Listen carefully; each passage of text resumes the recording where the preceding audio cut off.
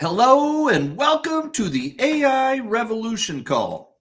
We do this most Mondays at 5 p.m. Eastern, and we talk about all things related to AI, news items, strategies, impact on the economy and society.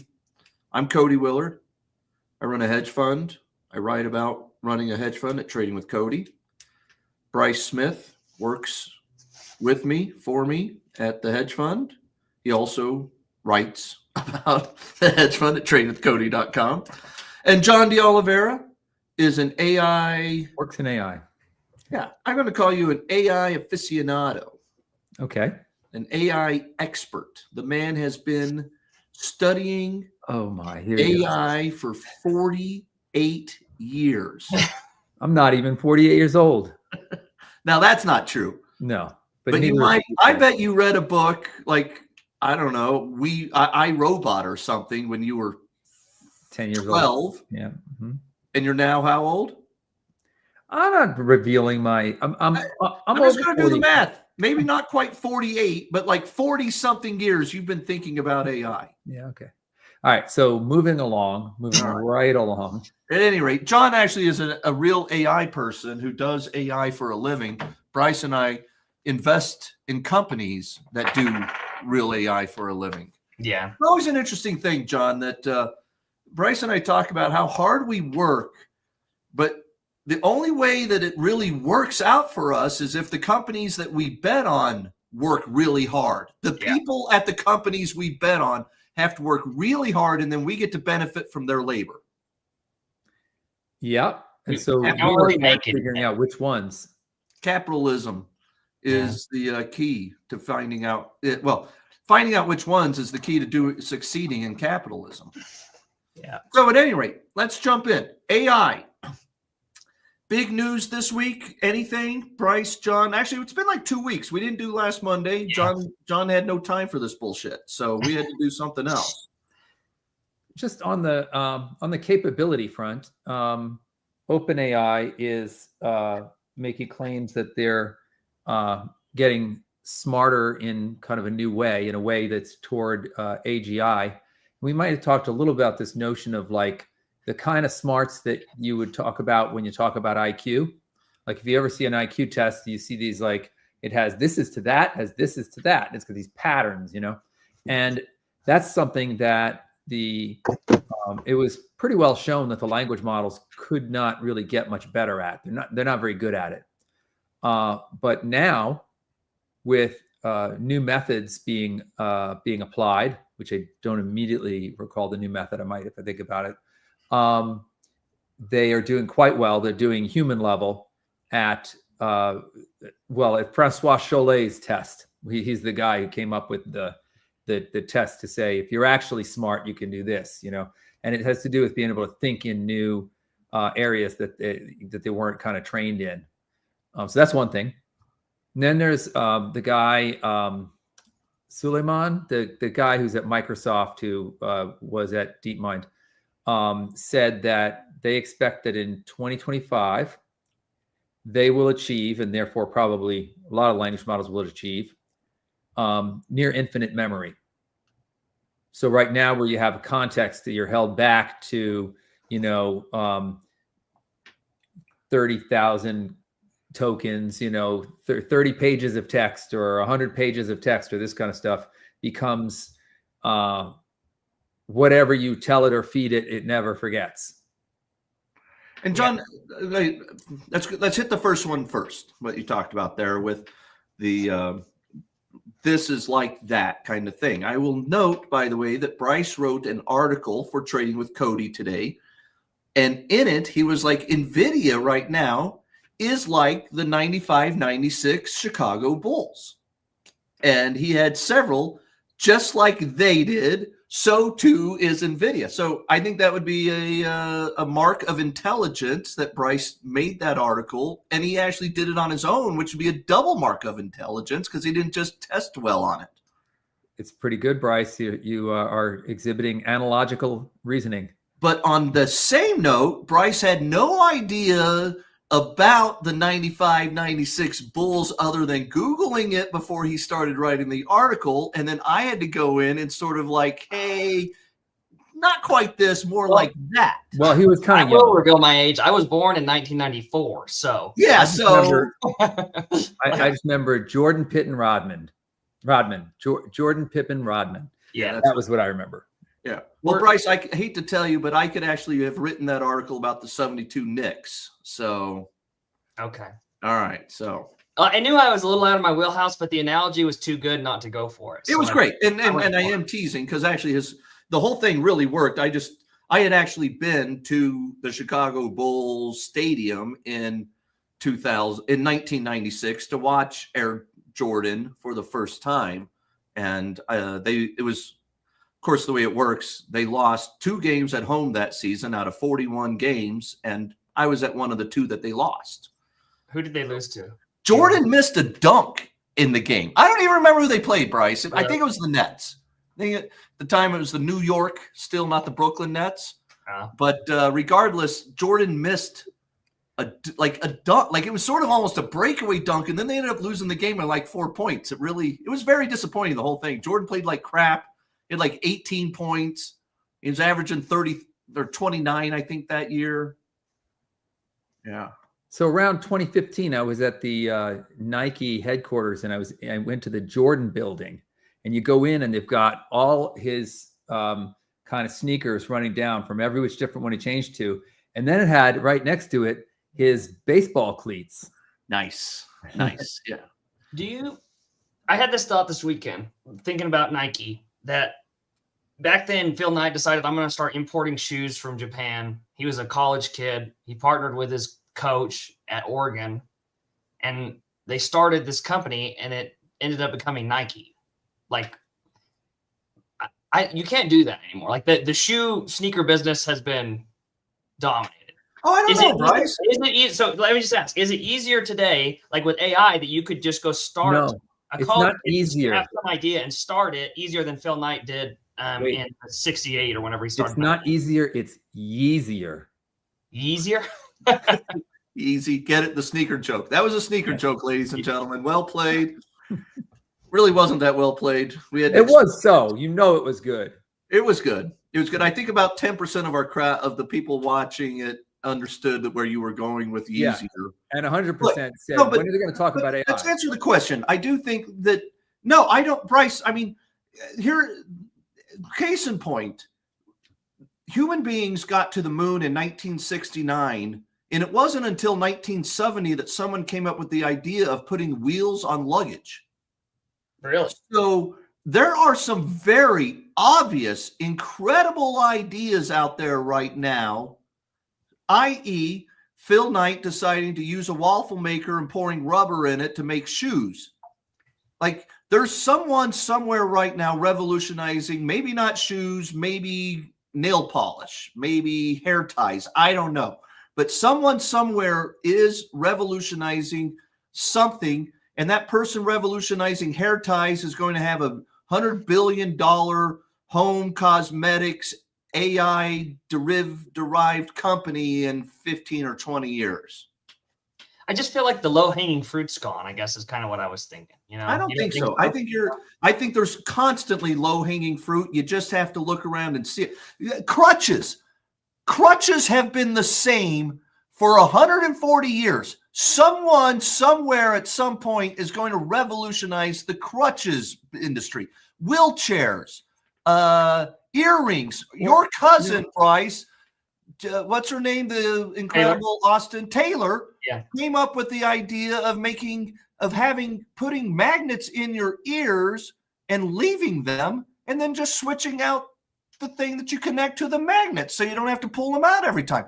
Everything is ripe for revolutionizing. You just have to be creative enough to see it. Remember, it's not like that whole thing about they weren't in the train business, they were in the transportation business, and they didn't realize it, and so they went under. It's like, it's not, you wouldn't be in the wheelchair business, you'd be in the human mobility business, and then you go, oh, that will be like that part of a robot that just is the legs, and I'm just gonna wear it easily, and as I move around, it's gonna like I'll sort of think in a direction and it'll walk me there and it'll stay balanced like a Segway.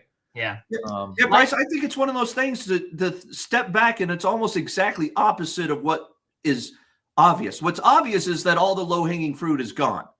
But if you'll actually step back and just allow your, and that's what you and I talked about all the time with like all of the different apps that people came up with a smartphone. We weren't smart enough to picture them all, but we were smart enough to know there would be millions. And I think that's the same thing. There will be millions of new incremental revolutionizing things, from hair ties to crutches. Someone's creative enough to do it. My pushback on part of it, like I want to believe that, but like the big companies like Amazon and Google and Facebook, for example, have gotten so big, it's almost like Him and Hers was this big deal last week, where if for those that don't know, it's like an online medical thing. You can order GLP-1s, which are the weight loss drugs, or hair products, all kinds of medicine. I've seen commercials over and over. They have their own erectile dysfunction pill that takes the best of Cialis and Viagra, and puts them together into one. But then Amazon decides that they want to get in this business, and they can just turn it on overnight almost. And they have 2 orders of magnitude more subscribers than Hims does. And I'm like, I think Hims was a fine idea. I think it's a fine business, but you got to go against Amazon. This was true of Nike going against Amazon, against Adidas. Yeah. And Adidas had unlimited capital to sign every basketball player. And as you recall in the book, and if anybody watched the movie on Prime a couple years ago, there was this agent with the great Italian last name I'm forgetting right now, who was like D'Amata. And he was like, hey, spend every dime you've got signing one guy named Michael Jordan, not every dime you got signing 12 guys who are not Michael Jordan. And Bryce, I think there's like Tesla was started, and no American car company had survived for 100 years. And so it was the most obvious thing to revolutionize. But yes, it was going to be incredibly hard, because you're going against Ford, GM, Mercedes, the most well-capitalized, traditional $100 billion a year in revenue companies with $6 billion advertising budgets. And so Elon focused on making the better car, and to this day has not spent a total of $100 million on ads. So I think you can still do it in any industry. It doesn't matter who's out there. You can take down Walmart if you're creative enough. So talk about the takedown part, because what Bryce was bringing up, which is how do you take on like Amazon, or how do you disrupt in the face of Amazon? I don't hear them in the talk of like the talk about monopoly and breaking up. I hear that about Google, but I don't hear about Amazon. And what is it about? Like, what would you have to do to have? Because people have such a habit of, I'm going to buy from this one place. Mm-hmm. Yeah, John. I think that there's probably someone out there, someone right now coming up with an app that ties in every other retailer's business so that you can order from Best Buy, Walmart, Albertsons, or something, and you use their distribution network to get the customers to their products. I don't know what the way to do it is, but I'll guarantee there are ways to get started taking on Amazon and Walmart. And I think one of the things that is important here, and we're a little bit off the AI topic, but not necessarily, because AI ties into this, where, look, again, like if you were going to start a car company, you have to either buy a factory or pay someone to make your cars. You have to eventually build factories or pay more people to make your cars. And the amount of capital that it requires to build most companies is very intense, especially in the physical goods hardware world. Anyone at any time can start an app right now. Anyone at any time can start an LLM API derivative company. Right. And the amount of capital you need is de minimis, at least, if not nil. Like, you really need a good computer and an internet broadband connection, and you can build apps or AI apps or AI APIs and new apps and new services using AI. And so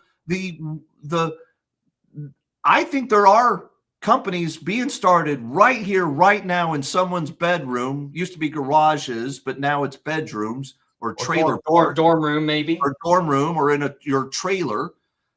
And you're going to take down. You're going to cut a third of Amazon's total addressable market someday because you're doing it. I agree with that, and there's thousands and thousands of AI startups already doing little niche things.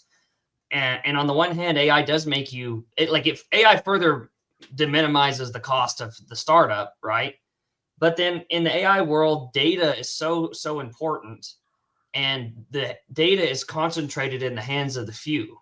And so even OpenAI, as big as it is, I think it has a fundamental problem trying to compete with Google and Meta and Amazon and Apple, because they just will never have that organic data generation. What data? Because I mean, the fact that having access to a language model is like having access to a whole ton of data.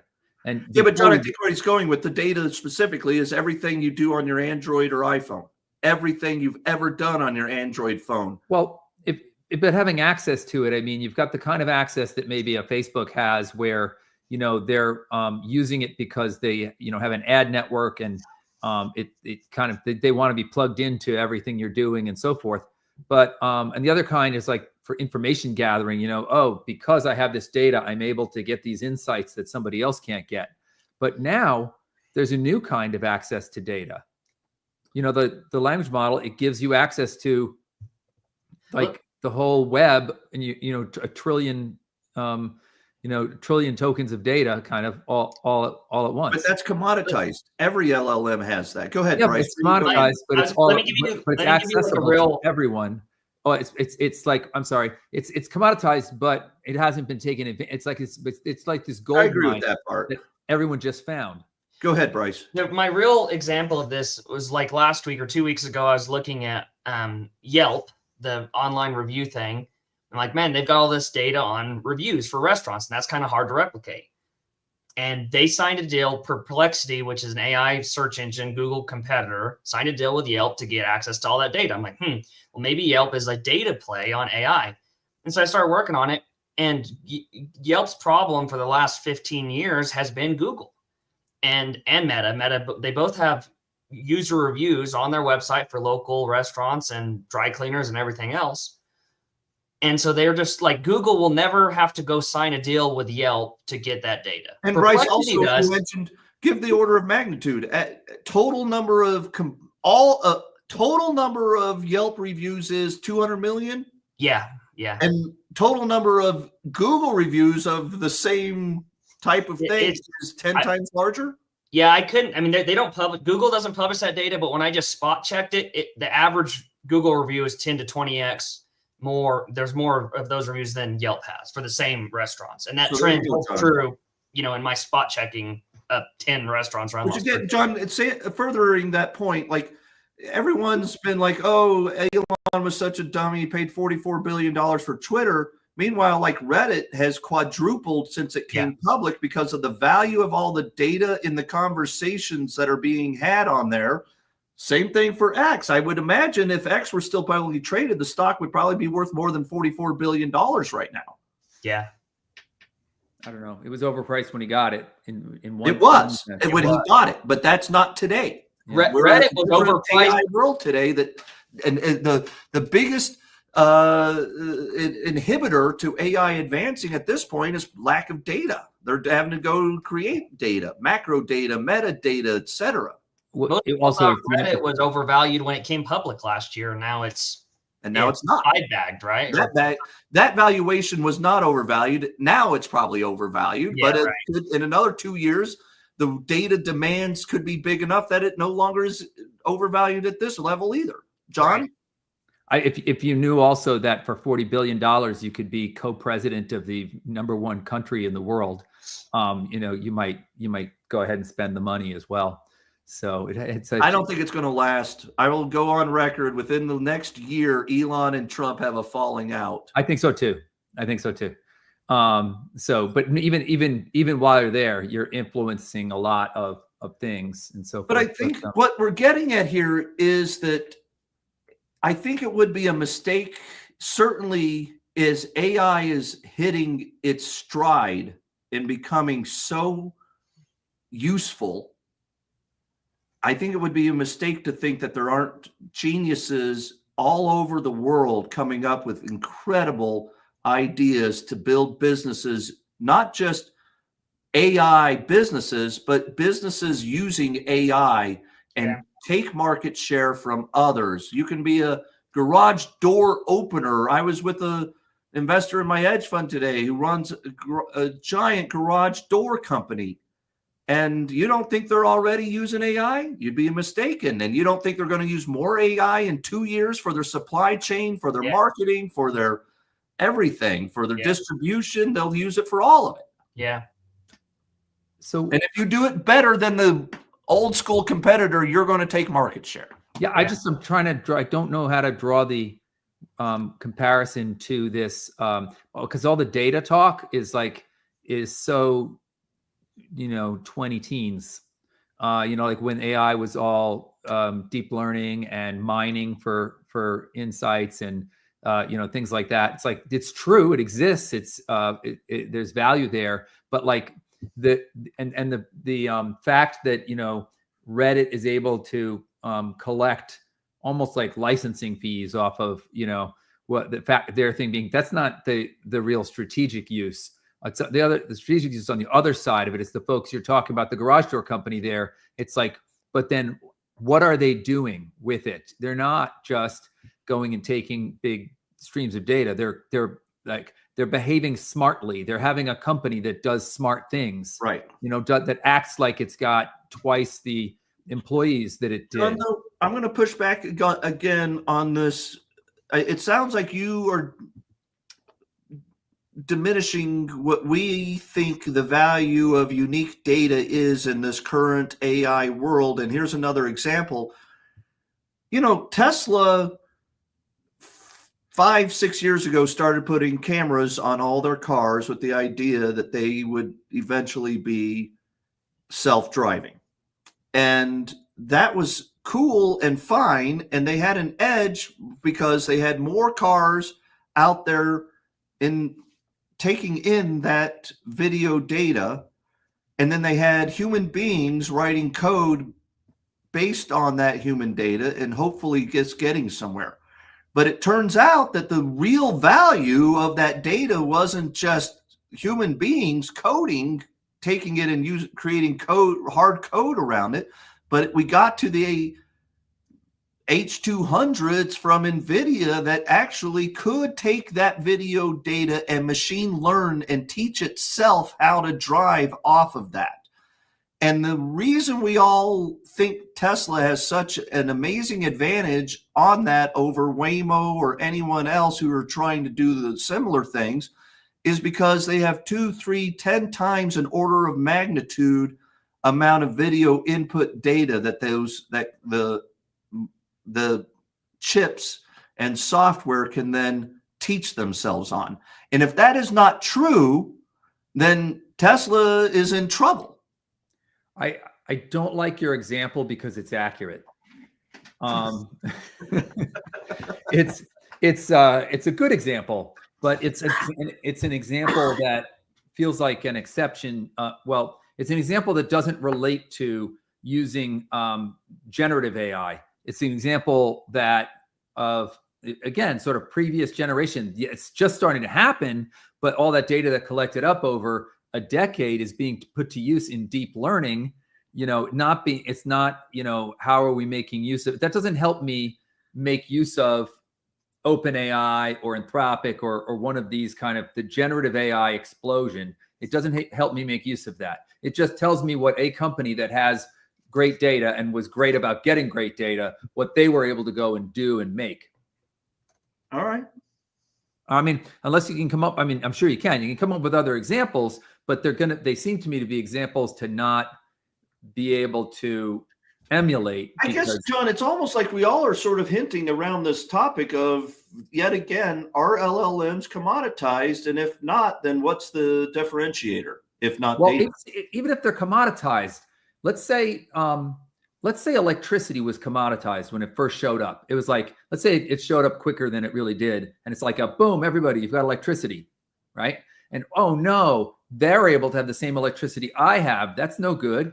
It's like, yeah, but there's about 3 billion things you can do with it. So, so go start doing one of the 3 billion, and somebody else is going to do a different one of the 3 billion. And if they're up your alley, get there first. It's like, in that sense, it's this general, I don't care if it's commoditized. I'm glad you brought up the electricity part again. Bryce, I know you want to say something, then I'll go back to the electricity analogy. I was just going to say on the electricity thing, the advent of electricity increased the value of coal and natural gas and solar, right? And that's what I think AI is doing to data. AI data was worth X, and now it's worth X squared or something. But but it's not like you're going to go and say, "Oh, cool, they need data for that AI. I'm going to go start writing books." No. No. I'm just saying that the companies that have this data have an advantage, and the data is now more valuable than it was before AI came around. That's all. John's going to pull a book off his shelf for you, Bryce. Well, it might be more for what Cody's talking about. This is the electricity analogy, but this is Cities of Light and Heat. Bryce, will you order us both that book? Sure. The history of electricity as a technology diffusing into society. So that'll be a fascinating good, because it really is. I think that we've used that analogy before, and I'm glad you brought it back up, John, because as a Revolution investor, I'm always looking for platforms upon which things are built. And Bryce and I have talked extensively about the idea that electricity is the most fundamental platform for all of our digital revolutions that are happening, and frankly, even the industrial revolution, obviously. But computers, smartphones, alarm clocks, anything that's plugged in is an application for electricity. And so whether you're chilling your food using electricity, warming your house using electricity, charging your electric car that self-drives itself using electricity, the common denominator is electricity. Yeah, no, so don't get in the electricity business because it's a commodity, especially get past this thing about, the fact that maybe you have areas and different ones operate in different areas. Be like, if you could totally overlap and so forth, it'd be like, oh, it's all driving toward zero. There's the margins, they're terrible. It's like, don't get into electricity. It's a commodity. Get into appliances. Right. And so then again, electric has done way better than Consolidated Edison has over the same right. And it's interesting is appliances has the same root word as applications, and it's all applying different services and functions to a certain thing that you plug into the wall using a pure commodity of electrons that are produced and sent through wires. Now I don't have to worry about the fact that it's a commodity. It's like we talk about 3 places here, like the stuff that feeds into it. Bryce and I have to worry about the commoditization of it all because our biggest positions, because we've owned them for 15, 20 years before they were AI companies, but all of our biggest positions, well, not all of them, but let's say Google, Amazon, Meta, not Microsoft, we're not in it, but those 3 at least are competing in electricity. But they're also LLMs. They vertically integrate, so they're doing electricity, but they're building on top of it. That's right. That's right. But that's why Meta is open sourcing its LLM, because they don't see that as being the value creator for their company. And also, but that goes back to Bryce's point, why we like companies that have their own proprietary, amazing amount of unique data on individual users, because they can take their electricity, they can take new applications and appliances and services and plug it into their electricity/AI platform that is commoditized and make unique offerings because they have unique data. For a time, but when you have competing OpenAI, Google, Meta, and they each have unique data. OpenAI does not. But they also all have, every book that was ever written, everything that was ever posted anywhere on the web. They all have all of that. So by the time, and I've had this happen in this stuff that I've worked with, where, you know, I'm with a company and they've got some unique data, and it's happened twice to me now, where it's been like, okay, that's great that you have unique data, but this thing has now outpaced it, where your unique Right, data. but not again, it's not just unique data. It's the amount of unique data that those specific companies have. You are not working with companies that have 1 billion customers using their products every single day. What You does are a using billion tell companies me have that a limited amount of data? if I can train on 1 million and then I could train on 1 billion, and what it's telling me is stuff about, you know, what people buy, what people eat, but if it's getting around to it being used to produce common You're saying that sense. it's almost like 1 million users is statistically significant enough that it doesn't matter. You don't have that much edge with 10 times more. That's what I'm getting at. I don't know exactly, but in general, that's what I'm getting at. John, I'm going to respectfully put a pin on this discussion because I think I disagree with you, but I'm going to have to think about it some more and do some more work. And Bryce and I'll probably debate and discuss this ad nauseum for the next week, and then we'll pick it back up next week. Okay, my point about it is that this argument about data and, oh, I've got the data to go do this thing, has been true for the last 10 years as different kinds of data mining and, you know, doing interesting things with data. And I wonder if we're hitting a point at which it's like, that's not unique enough anymore. What's the new thing that to either get added in or to make what you have, you know, go and work better? And is it really on the side of this for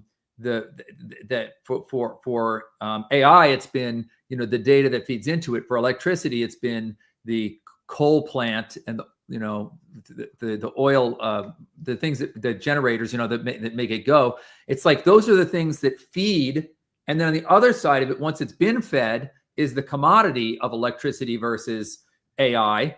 And then it's like, well, what gets done on that? How much of industry is above electricity, and how much of it is below electricity? You know, and one other thing we shouldn't discount is you mentioned earlier, it's like if you were making electricity and you could sell it anywhere in the world instantly, it would be a very different business model and very different competitive dynamic. Now, that being said, if there are truly only going to be maybe a handful of AI companies that have the true LLMs as refined as they can get, I mean, what do you call it? Is that a syncopoly, triopoly, quadopoly? What's 5?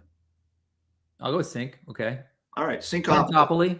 Feel like a pentagon, pentopoly. Pentopoly. I like the pentopoly. We're going with pentopoly. It is a pentopoly, and I would think, you know, that is monopolistic enough, oligopolistic enough that the margins and business and the growth and the money that it's going to be made by those 5 companies, they'll all end up colluding in certain ways anyway and making sure they're all getting theirs. It'll be like OPEC, but for AI. Oh, AIPEC. Huh. So practitioners like me, we don't always use the top 5 because they're expensive and we don't need them for everything. And we go and they get applied at certain cases. And in other cases, we use the other stuff like Mistral. Right. By the way, I'm going to copyright officially right now, everybody. AIPEC is Cody's term. If you ever use it, you have to send me a nickel. I was just going to show this slide from a presentation at Morgan Stanley on AI, and it shows the kind of the triopoly here that I'm talking about with the data.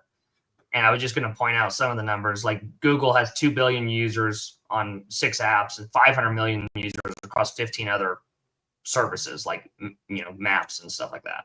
Meta, 3 billion active people, 10 million advertisers. Prime, 285 million Prime members, 200 million Prime Video viewers, 2.5 million sellers. Like, you know, Bryce, what's interesting about that is that Apple has that kind of number somewhere, right? But Right. they're not messing with the LLM. And I Right. think that goes to John's point that Apple is going to just be like, yeah, you guys deal with those LLMs. We're going to build services using our data. This is like where Bryce and John are both right at the same time, even though they're disagreeing. John's going to be right that it's going to be like the real value creation is going to be in the services and apps and stuff built on top of AI. But Bryce is going to be right because at least I think that it's going to be largely differentiated by the amount of data you might have. All right. Thanks, everybody. Goodbye. Thank you. What do they get out of like Google, Amazon? They have all that data. Is it that the data is going into the AI that they're building? And Yes. then like at a certain point, I take their AI at face value and I go, what can your AI do? Ooh, that's an interesting point. Google's not going to open theirs up like Meta is. I think your example would really probably apply. If Meta is being as open source as they are claiming to be, then you should be able to basically leverage their unique AI data to their unique data in AI to make your services and applications just as good as they could be, even if you were working at Meta. But Google is not going to open it up to you like that. Yeah, but even if Google doesn't open it up, they sell it, right, as a service. They're like an electric company. But I wonder if Google's going to be like, we're not selling that part. Well, and then what are they going to do with it? And I wonder if Meta will do that too, frankly. What are they going to do with it if they don't sell it? They're like every other company that is like using AI to make their own stuff smarter, but for them, that again, vertically integrated, they can go and use a thing they made.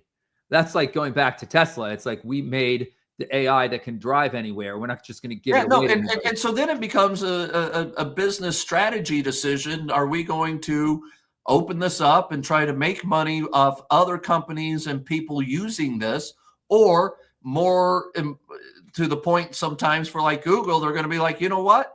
Don't open that up. Let's keep that as an internal service so that our employees and sales guys can make 10 times more than they would have. Okay, here's a radical idea. AI agents over the next couple of years get smart enough and sort of independent enough that they are revenue centers, each one of them. Then they're going and coming up with ways, or they're making money for the company.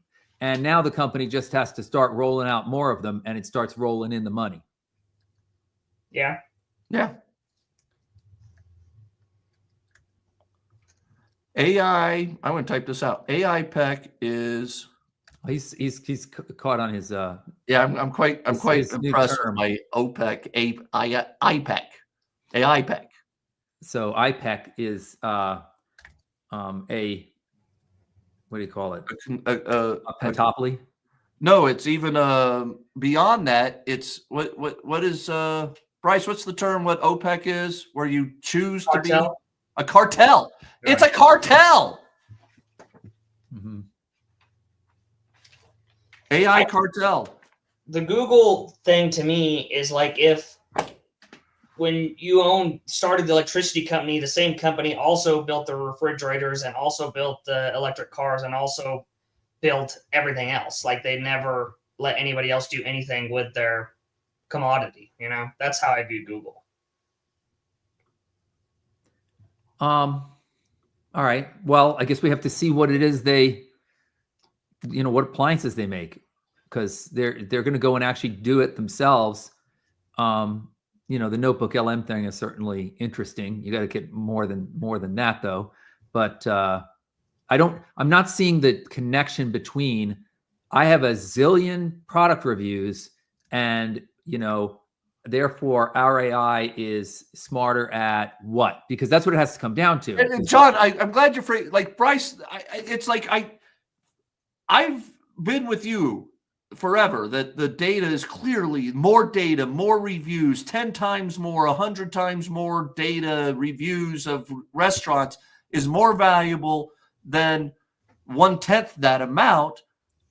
But why? Right. Can you tell John why?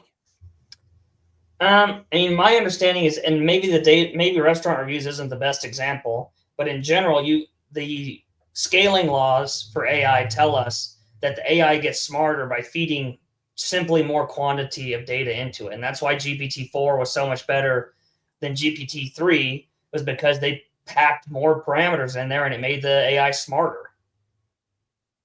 So like general purpose smarter or smarter about products and you know, I mean, it's like somebody that's read a million books versus somebody that's read 100 books. The person that's read a million books is going to be smarter. Well, what we're dealing with here, though, is somebody who's read 1 million books and somebody who's read 1,100,000 books. It's like, do you hit a level where, because like already OpenAI has like every book there is that's been put into electronic form, any book there is. And so now we have every book plus, you know, people talking on Reddit. I mean, Grok has every tweet. And that one sounds more interesting to me because it's, you know, it's up to the minute. I can go to Grok and say like, so what happened today? And it's not like a Google. So it's not like a Perplexity search right. to answer that. And Meta can do that too now, I think, right? That's same as what Grok can. With news feeds. And yeah. Yeah, because it's all real time. Yeah. So I was being a bad the data thing you're talking about, it's always been true, but it's just I wonder whether it shifts because I see your point, John. No, it's a good discussion. It's something to think through. I think it's going to be very important on an investment perspective and trying to pick the winners of AI like we're talking about. By the way, I just wanted to see you guys. I want to show you guys. See, I was being a bad host, and while you were talking, I was literally typing up my tweet. Yeah.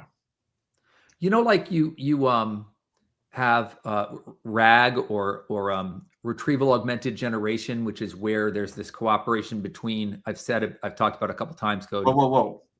Retrieval augmented generation. That's like the AI. It's like not real data, but the AI is generating its own data. No, it's the AI is working with your database of factual data that you have stored away, which could be Google's database of reviews. It could be, so it's not like it's like when we uploaded all of the Trading with Cody posts into a custom ChatGPT. Yeah, and so it goes and refers to that. So at the time of asking the question, it goes, oh, that's what you're asking about? Let me get the text that talks about that the most and put it into the prompt, put it in as part of the question. So if Cody did this thing where he talked about the greenification of the sub-Saharan Africa kind of, and he only talked about that once whenever, and now somebody asks a question, it goes, reaches into his stuff and goes greenification. It goes, hey, language model, to answer me this question, by the way, here's a chunk of text from Cody. So it gives it that as part of the question, okay? And the reason I bring it up is if you think about this data that somebody has, if somebody's in a business where they continue to produce data, you know, product reviews, Reddit, X, whatever the thing is, and they've got like, we kind of corner the market on this special kind of data, then any system that's going to want to rely on the latest, most factual, whatever, is going to want to use this RAG capability with that data. It doesn't matter if it's not just a question of getting trained in on somebody's model. It's like whoever's developing stuff can go, I'm going to use this AI model and I'm going to go with these data sources and just kind of, it'll just combine at the last second as needed. It's just another way in for that data to be useful. Cool. I think that we solved everything. No reason to do another call. Ever. We need to do next week. So. Yeah. I'm buying more Meta. I would buy not. We're loaded up. Yeah. Yeah. We are loaded up on our favorite 2 AI plays. What are they, Bryce? Favorite 3. Our favorite 3 AI. We have 3: Tesla, Meta, and Nvidia. I'm going to throw Google in there too then. Yeah. You still like Optimus? Hell yeah. Bryce, what was the Kim Kardashian tweet? I didn't see it. She got to meet with an Optimus like in real. I mean, if the video is real, she's interacting with an Optimus like in her backyard. I have no idea how that came about or how she got an Optimus, but she's like doing the heart thing with the. You know what? She probably promised to have a kid with Elon. Okay. Hi. Can you do this? I love you. You know how to do that? Okay. Yeah, teleoperated. What should we do? I was wondering, right, John? Yeah, I think so. But I still, don't know. It's fast enough. I'm not Let's sure go it for is. a run. I want to see it catch a frisbee. Oh, you are Hawaiian. Okay. And there's no Okay. reason it should be Hi. talking by now. But yeah, I mean, Pretty simple. I mean, Why do you ask, John? Why would you? Are you just being facetious? Why would Bryce and I have tempered our extreme bullishness about Optimus at this point? because there are 12 robotics companies that are coming out with interesting things, and I just don't know whether Optimus stays, ahead of all of them. So far, it does on the hand, Degrees of Freedom, which is where 90% of the activities have to do with the hand. So that's pretty useful. Bryce, I'm going to go with there are 12 electric vehicle companies trying to catch Tesla. Right. And I don't mean to be dismissive. I am being No, but Tesla's not ahead so much on the robotics. Have you heard of the video data that they're capturing from their cars? Yeah, that's good. And so there's a reason. Yes, there's a reason to think that they have the upper hand, but they're not like already. It's not a good comparison. Tesla, the car, is already out in front. I don't know, man. I mean, Chevy Bolt was out before the Model S, and somehow that didn't matter. Like, you can't. I thought you were making a comparison to this Tesla is now. where I think you bet on brilliance. And Elon, I hate his partisan politics, but man, I think he's a genius, and he's going to do just fine with the Optimus robot, and he's going to destroy all the wannabes. Brett Adcock is going down in flames, baby. See, you're getting emotional about it. Hopefully not in an literally in an archer, but figuratively, his career is going down in flames because he's a fake AI robot guy. Brett Adcock, everyone, is the CEO of Figure AI, which is making a Optimus knockoff. A wannabe. Yeah. But they're way ahead of AI of Optimus if you listen to Brett. And he says they've integrated with ChatGPT and it can talk to you, and I don't know. Yeah. Wake me up when I can Nobody's buy ever one. seen this thing in the flesh. All we've seen Yeah, is Bryce, when I'll bet you that you can buy an Optimus that actually does stuff at least 3 years before you can buy a Figure, if ever. Figure's never getting to market. Figure's never. I'm throwing it out there right now. APEC was going to be my grand idea for the day. I'm going to go with Brett Adcock is never going to get a Figure in the market. You're never going to be able to buy He'll bring a that company public though, and make. Oh yeah, he'll get his grift. $200 billion. He will be successful in his grift, but he will not be successful in getting a product to market. Yeah, I did pick up on the grift that you were talking about. Yeah. He's going to sell hundreds of millions of dollars of his Of shares Yeah. in Figure to random retail investors in Montana and Louisiana. Were you caught up in the last time he screwed people over, or No, in fact, I think, Bryce, did we short some Archer at some point? We might have made money on his. We had puts on Archer and Joby. Oh, how do you like the Tesla shorts all like fell apart? When I bought Tesla at a split adjusted $19 a share in 2019, it was 35% shorted. 35% of all shares outstanding had been borrowed and or not borrowed and sold short. If you don't actually borrow the shares before you sell them, that's what a short sell is. If you don't actually borrow them and you just sell them without having them in your account, it's called a naked short sell. And there were millions of shares of Teslas nakedly sold short in 2019. And John, I think it's a bad idea to short Tesla, even now. I don't think you want to do that. Yeah. And I take I'm not going to have any schadenfreude and positive feelings at all about people losing money shorting stocks, because it is a hard job that we do. Yeah. So I have no comment other than it sucks for them that they shorted Tesla and lost a lot of money. Did it go up 20 times from what you bought it at? Not quite, but at this point, almost. Yeah. It was at one point. It was a 22 bagger at one point, and now it's more like a all-time high was like 409 or 410, something like that. Yeah. So 22 bagger And we got to the stock got to 366 after hours last the other week. day. Yeah. Yeah. But look, I mean, it's frankly, this full disclosure, Bryce and I have shorted some calls and bought puts after this huge move it just made off of the Elon Trump love fest that not sure that lasts more than 6 months. Those two are a little bit volatile. They both got some big personalities and some big egos and very sensitive. They get very sensitive when someone says something they don't like. And one of them's going to say something that one of them doesn't like, and then they're going to fight about it, and then they're going to go on Twitter and Truth and badmouth each other. That's my prediction. Give it 9 months. They might get through 6 months of honeymoon and then 2 months of rocky relationship, and then it breaks. And good riddance. Nobody needs a Republican Democrat on their side, Elon. Do it on your own, buddy. Does it make a difference for you, Cody, if the federal government passes a law that makes it easier for autonomous vehicles to be scaled out nationwide versus going state by state and city by city? Not really. 5 years from now, doesn't matter. Better. That should help the valuation.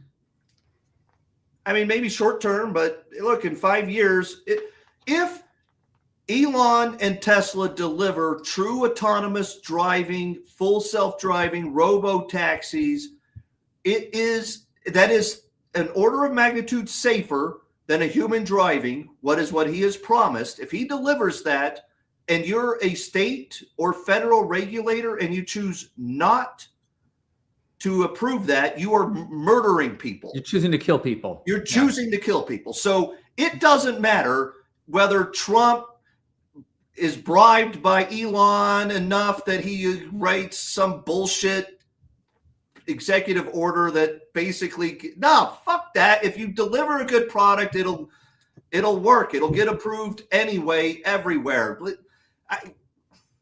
The Republicans and Democrats are evil, and they always are. And anytime you're buying corrupt, I think you're mixing together the other meeting that we got. I know. You guys brought it up. Get Bob. No, it doesn't matter. Elon, just deliver a good product. Leave the Republicans and Democrats. Remember when, as Bryce wrote in an article last week that hasn't been published yet, remember when Obama was all up, when Elon was all up Obama's butt and like getting grift from Obama? Remember before even that? This is when I really get mad at Elon. And I like me some Elon. I respect the guy. Does he still have you blocked? But not anymore. He unblocked everybody. But do you guys remember how much welfare Tesla needed, including a $500 million welfare loan from the Department of Energy? How much grift? How much $6,000 carbon credits? How much welfare they gave to people rich enough to buy electric vehicles, Model S's and Model X's before the cheap versions got here? All of that was because Republican, Democrat welfare for giant corporations like Tesla. And then one day about 4 years ago, Bernie Sanders said some shit about Elon, and Elon tweeted back to Bernie, "Oh yeah, I forget you're alive sometimes."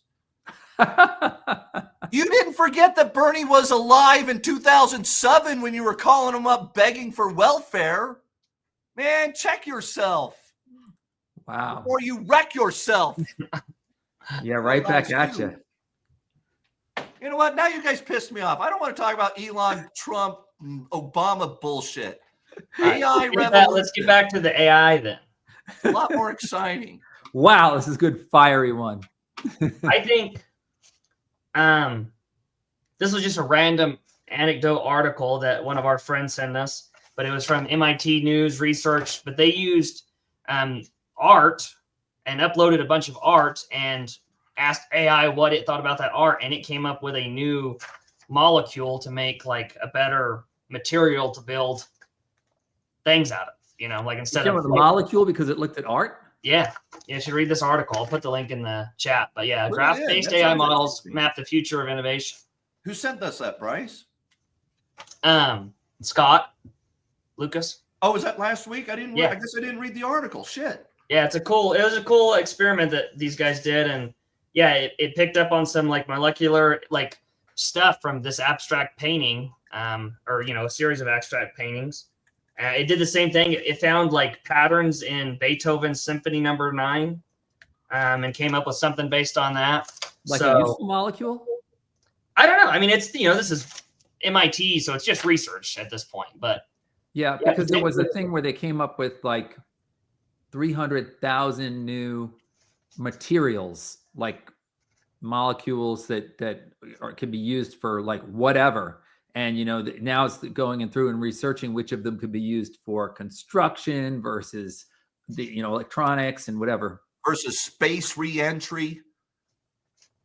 That would be the you need those shields. Which is it going up tonight, or is it they held it off till Wednesday? Supposed to be tomorrow. As last I heard, Bryce. When's Starship's next launch? It was going to be anywhere from today to Wednesday. And by the way, John, they don't need shields on the Starship because they made it out of solid steel. Well, they do put shields on it. Bryce, is that true? Yeah, heat shields. It's got heat shields.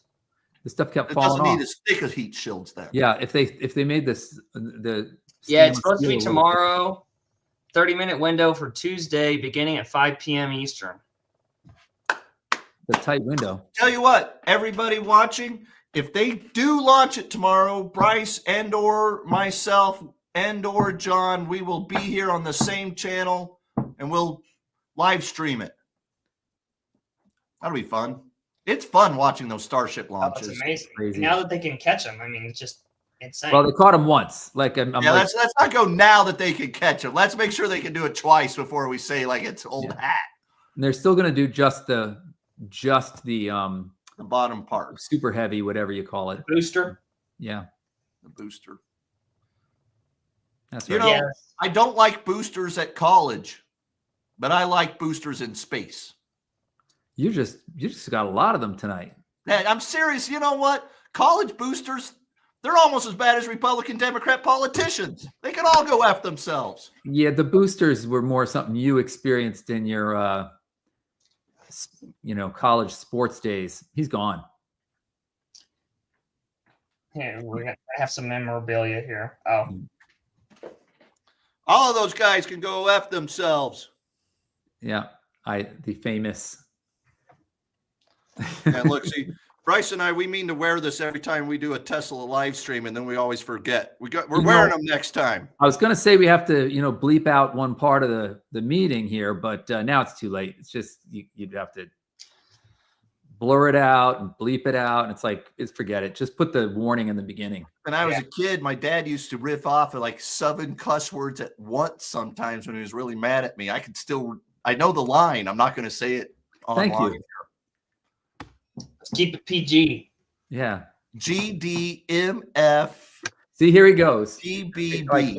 That's all. It's just the initials. Just the initials. If you can figure out those initials, you'll know. Or if you were Robert Sainer or one of my other friends around when we were kids, you've heard it. Yeah, STFU. That one. I didn't say that one too much. I think he typically wanted me to say something back so he could hit me. Oh wow, a lot coming out. A lot coming out here. This is All right. hey, this is better. This is better action than we saw on Netflix Saturday night. I'll say that. I've landed more punches today than Tyson or Jake Paul did. Here, I'm going to reenact the fight. Yeah. That was pretty good, John. Pretty good.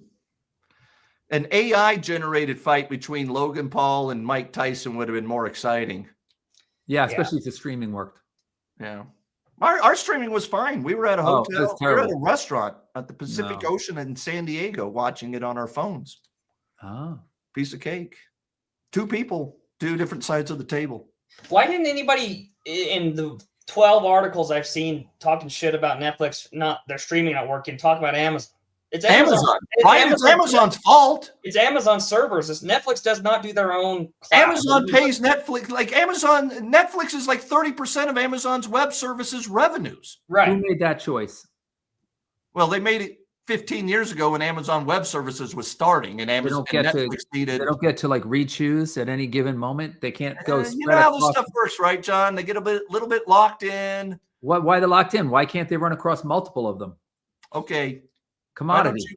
Why don't you go get yourself a job as Netflix's streaming guru and figure that out? I'm going to assume It's there's not some yeah, water. it's not a technology problem. I know it can technically be done. It So- can Yeah. cross cloud. Yep. Yeah. You have spin up servers on both of them, but it's a I management. bet you there will be AI generated fights someday on Netflix that you will watch and they will be entertaining. Can I And just ask you guys real quick? Yeah. How does someone decide that they're going to donate money to the University of New Mexico basketball program instead of like cancer research or feeding children? Who in their right mind is like, I'm going to boost Texas Tech football? No, go feed some children or something. I think, Bryce, you need to take him out and All right, what's worse? What's worse? So here's the final question. I'm going to ask ChatGPT, what's worse, donating your money to a Republican, Democrat, corrupt politician, when they all are, or donating your money to a corrupt sports college program, and they all are? Which one's worse, John? given that the sports college programs have recently allowed for the students to now make money, I'm gonna say that the first one's worse, and that the second one has redeemed itself a little. I'll give you full credit for that answer. Wow. Yep. Cool. All right. Well, that's it for me. All right, everybody. AI revolution. AI Peck. Yeah, AI PEC. That'll be the next corrupt industry, the next corrupt organization I'm going to slam. I just think it's funny that I've heard a lot of people talk about sports and they're like, yes, AI will never replace sports because you got to have like that human versus human thing, you know? And then you see the Paul Tyson fight. And you're like, I don't know. I think AI could replace that and it would be more entertaining. Yeah, absolutely. Even a video game version. A video game version would have been more entertaining. I thought the lead up fights in the card were better. They were entertaining. But Do you think that they called the right winner in the second last fight, the women? No. That seemed like a little. Yeah, I thought, and I didn't think the one before that was a draw. Yeah. They said it was a draw. I thought that was ridiculous. I didn't bother watching the other. I don't like boxing. They were good. They were good Tyson knocked watching. the ball out.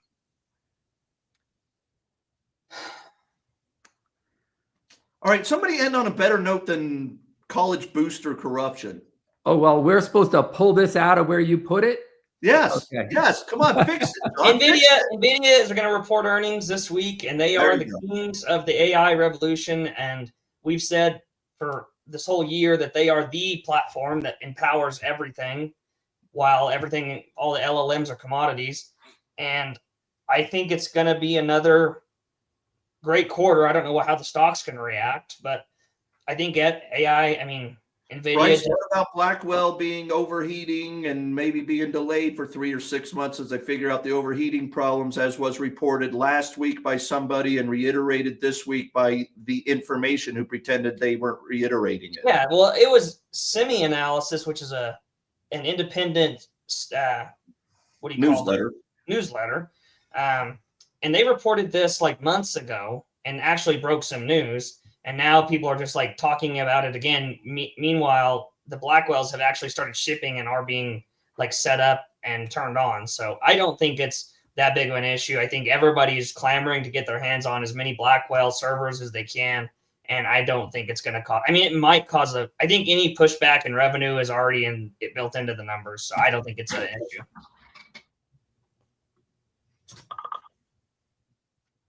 Thank you, Michael. Yeah, thanks for the kind words, Michael. Thanks for watching. Well, their insight. That was the thing at minute 23 where we were saying something relevant, and then That's good. But no, I think NVIDIA's okay here.